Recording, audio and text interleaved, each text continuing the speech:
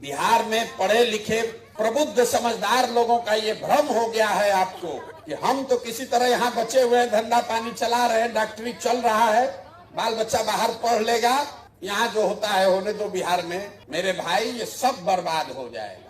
हम गांव में देखते हैं बहुत प्रसिद्ध लोग, बड़े लोग, बड़ा बड़ा घर बनाया है, खंडहर हो गया, सब बाल बच्चा चला गया। अगर आप ये सोच रहे हैं कि हम तो इससे बढ़िया है, सहरसा में घर और बन गया है, धंधा बिजनेस चल रहा है, बेटा बेटी बाहर सेटल हो गया, कभी कभी साल में आप जाके घूम के आते हैं, मेरे भाई आपका भी जड़ खत्म हो जाएगा। पलायन का दंश सबको डसेगा।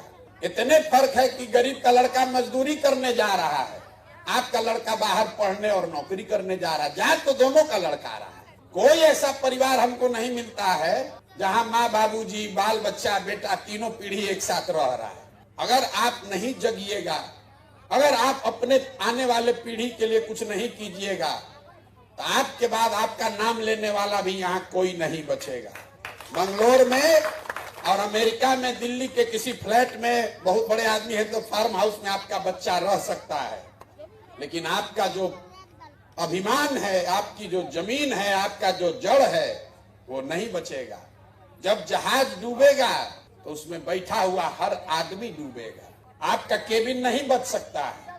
तो मैं आपको यही अनुरोध करूंगा, आपके हक में आप पैसा कमा रहे हैं, घर बना रहे हैं, बिजनेस फैला रहे हैं, कीजिए, लेकिन आपका अगर जड़ बचाना है, थोड़ा सा, जरूरी नहीं कि हर आदमी राजनीति में आ जाए, लेकिन राजनीतिक तौर पर थोड़ा सजग होइए। आंख बंद करके किसी का झंडा मत ढोइए, आंख बंद करके ड्राइंग रूम में बैठ के ये मत कहना शुरू कीजिए कि बिहार का तो कुछ नहीं हो सकता है। एक अच्छा आदमी हारता है तो हजारों अच्छे लोगों की ताकत, उसका विश्वास हिल जाता है कि भैया राजनीति हमारे लिए नहीं है। इसलिए कोई अच्छा आदमी खड़ा होता है तो आपकी इतनी जिम्मेवारी है, उसको एक ही वोट आपका है, कम से कम उस एक आदमी को तो वोट दीजिए।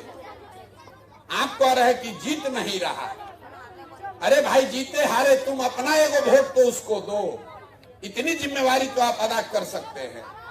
लेकिन आप भी सोच रहे कौन सरकार बनाएगा, हमारा वोट कहीं बर्बाद ना हो जाए।